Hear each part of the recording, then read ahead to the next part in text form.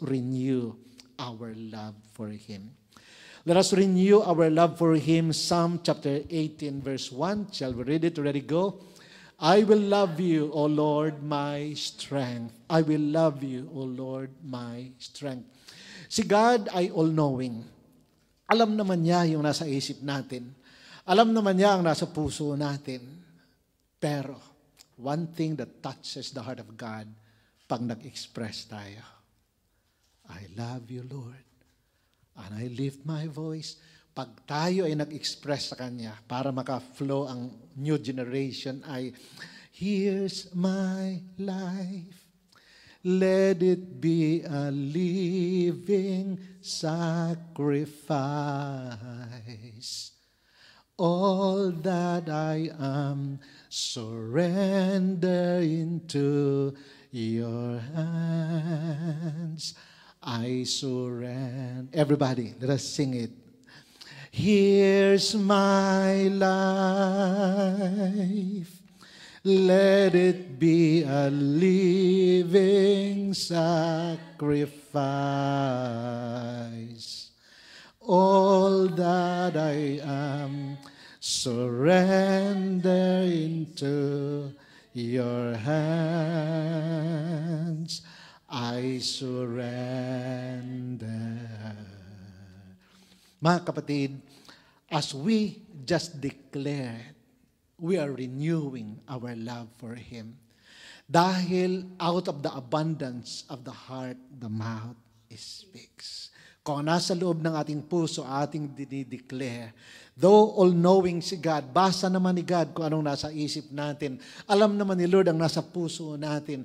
Pero isa sa inaantay ni God na i-declare natin. Kaya nga, ang instruction ng Panginoon, praise the Lord. Lahat ng may breath, praise the Lord.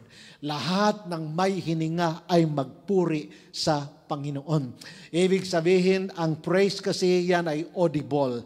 Ang praise kasi yan ay with words. Kaya ang nais ni God pala, ideklara natin, ating sabihin, ating ipahayag. Kaya kung love natin si Lord, wag nating ikahiya. Ating i-declare, dahil ang sino mang ikahiya ako dito sa lupa, ang sabi ni Lord Jesus, ay kakahiya ko doon sa kalangitan sa presensya ng mga anghel. Kaya hindi tayo dapat mahiya with regards to our love for God. Let us just declare, let us just praise Him, let us just worship Him. And as we do that, we are declaring the Lord, I am selfless. I will love you, Lord. I will be selfless again.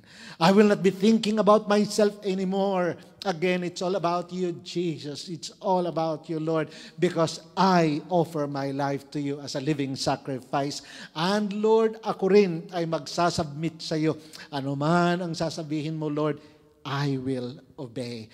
And I will be willing even to sacrifice, Lord, because you have sacrificed for me. Agape.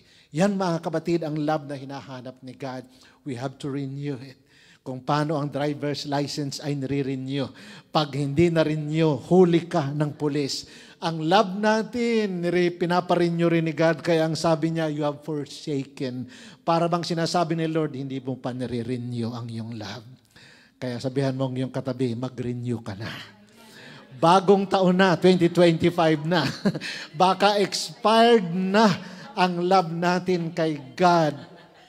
Kaya naghahanap si Lord. You have forsaken. Ang word na forsaken, doon sa Revelation chapter 2 verse 4, ang word na forsaken, ang ibig sabihin, you have neglected it. Na-neglect mo na. Kaya yun, yung driver's license na hindi na rin yun, na-neglect. At pag na-timingan ka, huli ka. Fine ka. Ganon din naman si Lord. Naghahanap siya, nasaan na ang iyong renewed love. God is a God with fresh love every day. Lamentations 3:22-23. It is because of the Lord's great love that we are not consumed, because His compassions fail not. They are new every morning. Great is your faithfulness.